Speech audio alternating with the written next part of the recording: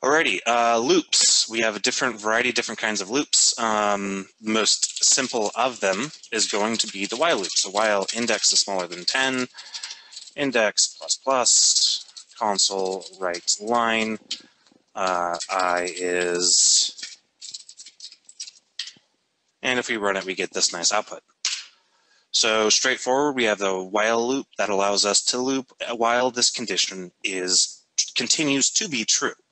And as a result, we need to, in some way inside of the loop, make it possible for that condition to at some point be false, because if I were to comment this out and run this, you'll notice that, well, it never terminates. Also, Nelson, you might want to slow down just a tad. When you're jumping into those console screens, some people aren't even able to see them come up and down because you're just opening and closing them real quick.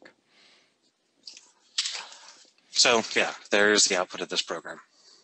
Okay, so for loops. For loops have three parts: the variable initialization, the condition, and the action. So we have the variable here, int I equals 0, the condition, which behaves just like a condition within a while loop, I is smaller than 10, and then the action that's performed at the end of every for loop, which is I++.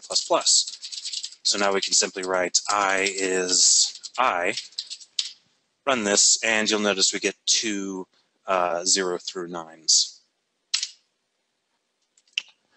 Okay, for each loops. For each loops are really useful when dealing with arrays. So if I have an int array,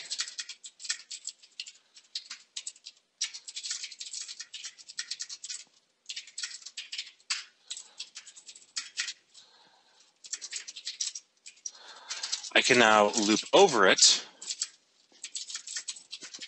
with a for each loop. Very nice looping construct that will behave similarly for,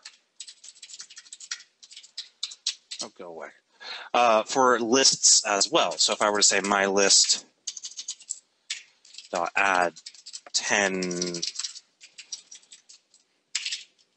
11, 12, 13, I can do the same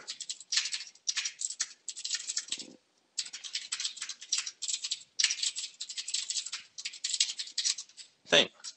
So as you see here, we have two instances of a for each loop, but both are enumerating over different types. In this case, we're enumerating over an int array.